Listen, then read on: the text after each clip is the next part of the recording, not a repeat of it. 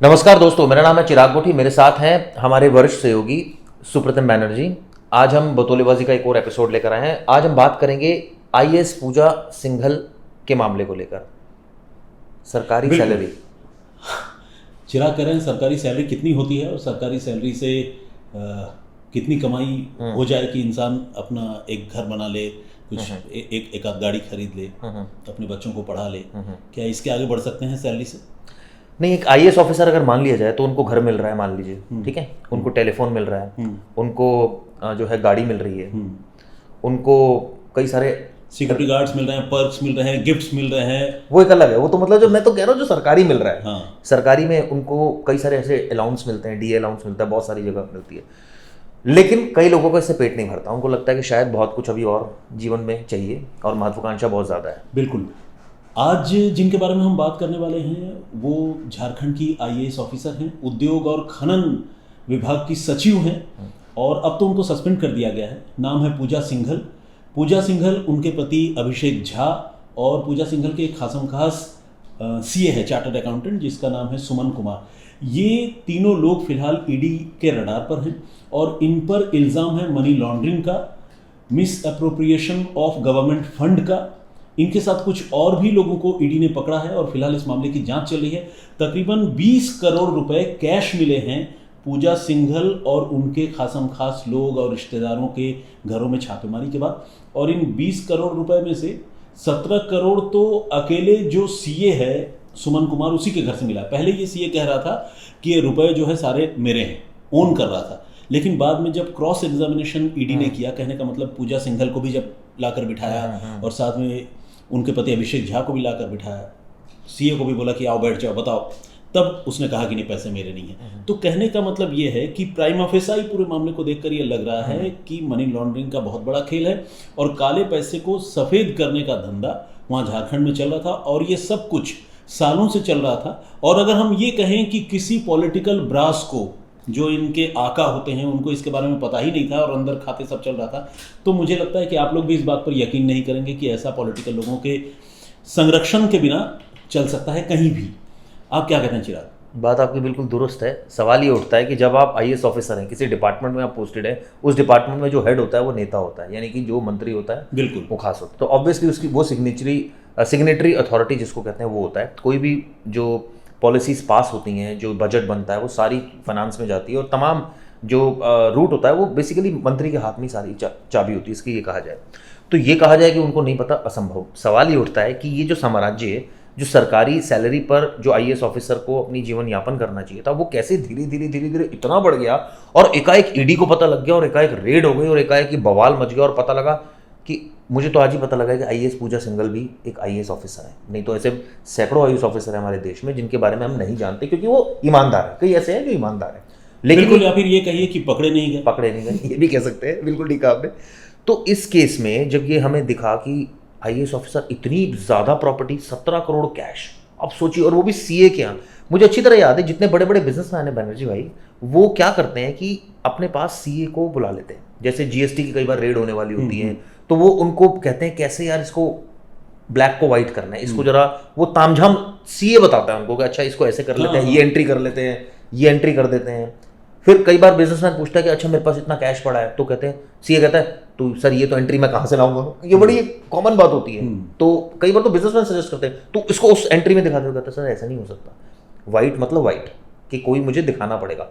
तो ये जो घालमेल चलता है सीए और बिजनेसमैन के बीच, ये ठीक, ये बेसिकली नौकरी नहीं कर रही थी, ये तो मुझे लग रहा है बिजनेस कर रही थी, जिन्होंने अपना सीए अपॉइंट कर रखा है, जो सीए इतने बड़ा मात्रा में उसके पास कैश मिल रहा है। और अब सोचिए, अभी तो 2-3 केसेस के बारे में ही पता चला है, कब से कर रही हैं, क्या क्या कर चुकी हैं। बिल्कुल, देखिए ये सब कुछ चिराग गिव एंड टेक है। और जैसा मैंने आपको हिंट किया, या कहें कि खुलकर मैंने बोला कि पॉलिटिकल लोगों के संरक्षण के बगैर ये सब संभव नहीं है। और झारखंड में कई बड़े चेहरे, अगर तफ्तीश होती है तो पॉलिटिकल चेहरे भी इस मामले में बेनकाब हो सकते हैं। इल्ज़ाम तो जो झारखंड के मुख्यमंत्री हैं हेमंत सोरेन, उन पर भी है कि उनके साथ पूजा सिंघल के बड़े अच्छे संबंध हैं। मतलब गुड बुक में पूजा सिंघल मुख्यमंत्री झारखंड के आती हैं, और जो सोरेन परिवार है उनको सस्ते औने पौने कीमत पर खनन पट्टे देने का इल्ज़ाम जो है वहाँ की बीजेपी सरकार लगा रही है। जबकि हेमंत सोरेन कहते हैं कि इससे पहले जो मुख्यमंत्री थे रघुवर दास, उन्होंने भी पूजा सिंघल को अपने बिल्कुल साथ में रखा और क्लोज कोऑर्डिनेशन के साथ पूजा सिंघल काम करती रही।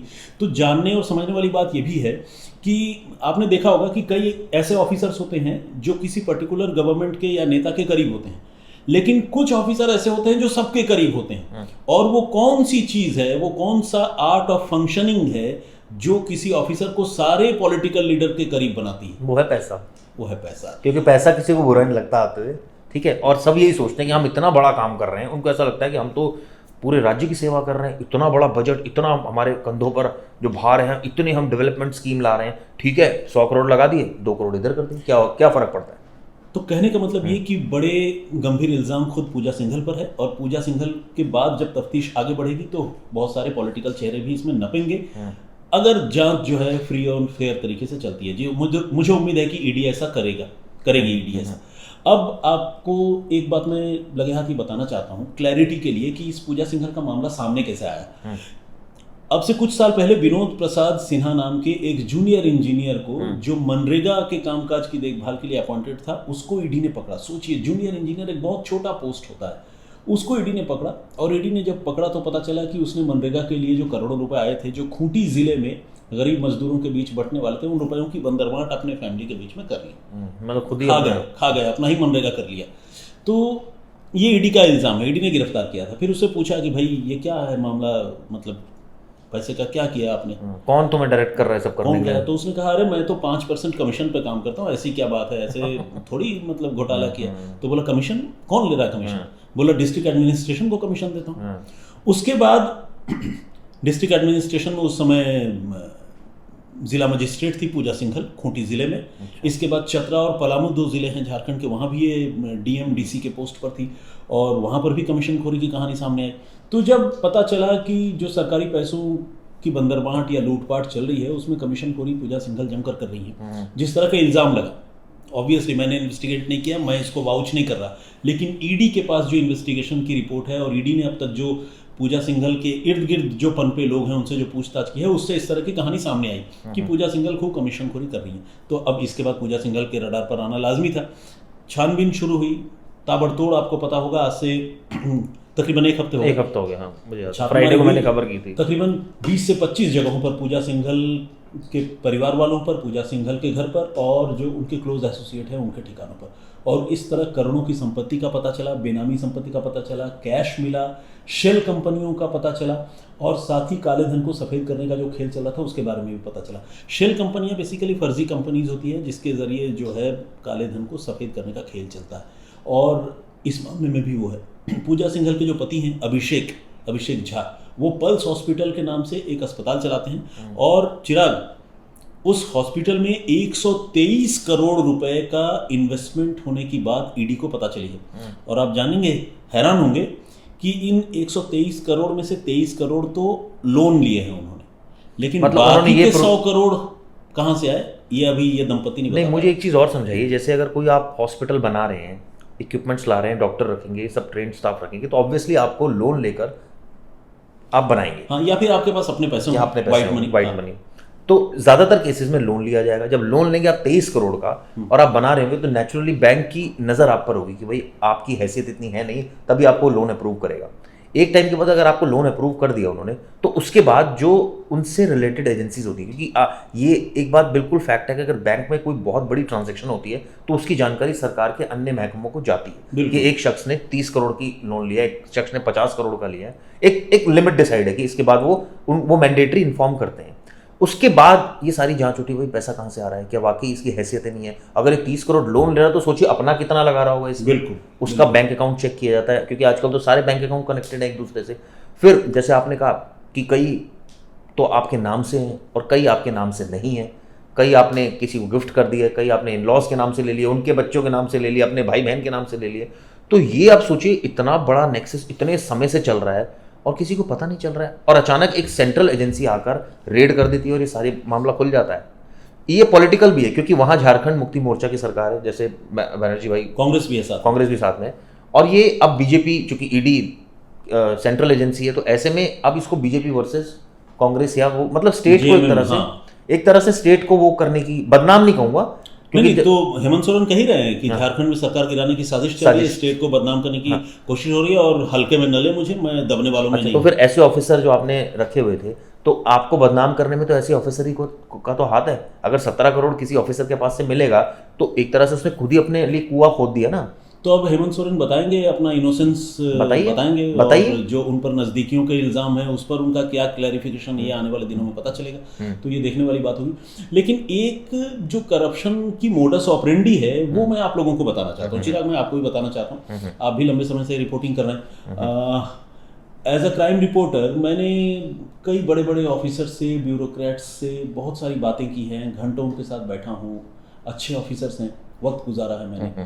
तो जो सरकारी महकमे हैं, आपको जानकर हैरानी होगी और बहुत दुख होगा कि वहाँ पर सारे सरकारी महकमों की, सारे दफ्तरों की मैं बात नहीं कर रहा हूँ, कोई जनरल कमेंट नहीं कर रहा हूँ, लेकिन जहाँ पर करप्शन है मैं वहाँ की के बारे में आपको बताना चाहता हूँ कि वहाँ पर बिल्कुल ऑर्गेनाइज्ड सिंडिकेट चलता है और वो बड़ा सरकारी ऑफिसर ईमानदार माना जाता है जो उसको अंडर द टेबल मिलने वाले पैसे में और ज़्यादा बटोरने की कोशिश न करे। कहने का मतलब ये कि जो न्यूक्लियर लेवल पर काम करने वाले ऑफिसर्स हैं, खासकर जो इन्फोर्समेंट का पावर जिनके पास है, चाहे वो पुलिस हो, इनकम टैक्स हो, सेल्स टैक्स हो, और भी जो डिपार्टमेंट है जो किसी पर कानूनी कार्रवाई कर सकते हैं, इस तरह के महकमों के जो न्यूक्लियर लेवल पर काम करने वाले ऑफिसर हैं वो अपने अपने इलाके में घूमते हैं और वहाँ से पैसों की वसूली करते हैं।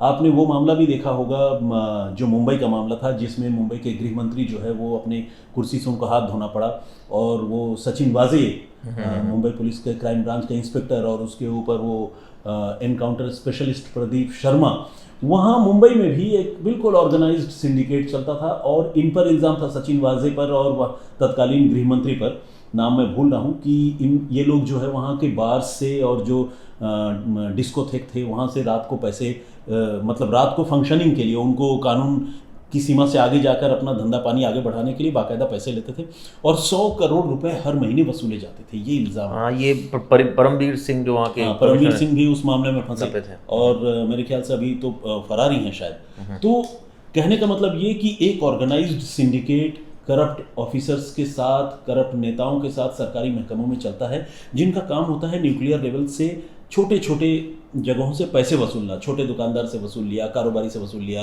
रेस्टोरेंट चलाने वाले से वसूल लिया, दारू का ठेका जो चला रहा है उससे वसूल लिया। और ये पैसे जो है, देखिए बेईमानी के काम में बड़ी ईमानदारी होती है। ये पैसे एक जगह इकट्ठा होते हैं और इकट्ठा होने के बाद जिसकी जैसी हायरार्की है सरकारी महकमे में, उसको उस तरह से बढ़ते हैं और महीने के शुरुआती दिनों में बाकायदा लिफाफे में बंद होकर अफसर के टेबल पर वो रख दिए जाते हैं कि भैया ये आपका हिस्सा है। और ईमानदार अफसर कौन है पता है? जो उस लिफाफे को लेकर चुपचाप अपनी जेब में रखता है अपार्ट फ्रॉम द सैलरी, और उसके बाद मुंह नहीं खोलता है और नहीं मांगता।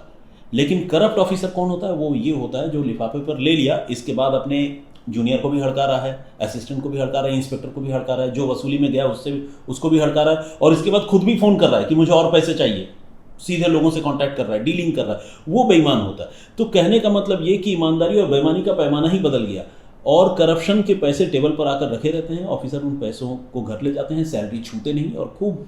ये तो इन्होंने बता दिया कि अगर करप्शन का एक वो लेवल जो एक बहुत ही ग्राउंड लेवल पर, यानी कि कोई दुकानदार है उनसे पैसा बटोर रहा है। एक और मैं आपको बताता हूँ, बड़े बड़े बिजनेसमैन, बड़े बड़े पैसे वाले लोग इन ब्यूरोक्रेट्स के पास आते हैं, इनकी लाइजनिंग करते हैं, इनकी बर्थडे पार्टी फ्री कर दी, ये कर दी, वो कर दी। क्यों?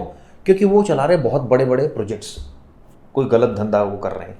अब उनको एक बहुत मोटी रकम सीधी आईएएस ऑफिसर को जाती है, वो बीच में सारी चेनें तोड़ देते हैं, सीधा आईएएस ऑफिसर से मिलते हैं और आईएएस ऑफिसर सीधा उनसे पैसे पकड़ता है। बिल्कुल, मैं वही तो कह रहा हूँ।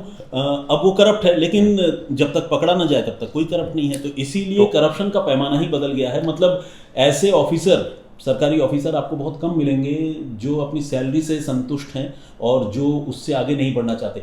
सिस्टम इतना खराब है, आपको जानकर हैरानी होगी। ऐसा क्यों होता है इसके बारे में मैं वो भी बताता हूँ। ये मैं बताना चाहता हूँ कि अगर, चूंकि सारे लोग वसूली कर रहे हैं, महकमे में वसूली हो रहा है, अकेले आपके ईमानदार होने से नहीं होगा। अगर आप ईमानदार होंगे तो उस पूरे सिस्टम से आउट कर दिए जाएंगे। हो सकता है कि आपको पागल करार दिया जाए, हो सकता है कि आपको सनकी करार दिया जाए, आपको शंट करने वाली पोस्ट दे दी जाए, जिसको पंजाबी में कहते हैं ना, खुड्डे लाइन लगा दिया, खुड्डे लाइन लगा दिया जाएगा। आप मुख्य धारा में काम नहीं कर पाएंगे, क्योंकि ईमानदार आदमी से आपके आसपास के जो लोग हैं वो डरते रहेंगे कि यार ये तो पैसे ले नहीं रहा है, इसको जो लिफाफा पहुंचा रहे हैं वो वापस कर दे रहा है, अब ये कल को मुंह खोल देगा तो हमारा क्या होगा। तो कहने का मतलब ये कि इस समाज में सारे नंगे हैं और नंगे रहना चाहते हैं, और जो आदमी लगता है कि नहीं यार मैं इन सब चीज़ों में इन्वॉल्व नहीं हूँ, वो फिर वहाँ सर्वाइव नहीं कर सकता, फिर वो सिविल डिफेंस जैसे महकमे में या किसी ऐसी जगह जिसे कहते हैं ना कि मुख्य धारा से अलग फिर उसकी पोस्टिंग होती है। और वो एक तीसरी तरह का करप्शन मैं बीच में ऐड करना चाहूँगा। एक करप्शन इस तरह का है कि जैसे सरकारी योजनाएं होती हैं, जैसे मनरेगा वाली एक योजना, ऐसी सरकारी इतनी सारी योजनाएं होती हैं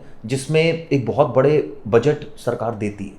जैसे मान लीजिए गरीबों के लिए कोई कल्याण योजना है कि भाई गरीबों के लिए कंबल वंचन, फॉर एग्जांपल कंबल बांटने हैं सरकार को, फॉर एग्जांपल ये एक मैंडेटरी बजट इसका अलॉट हो गया है।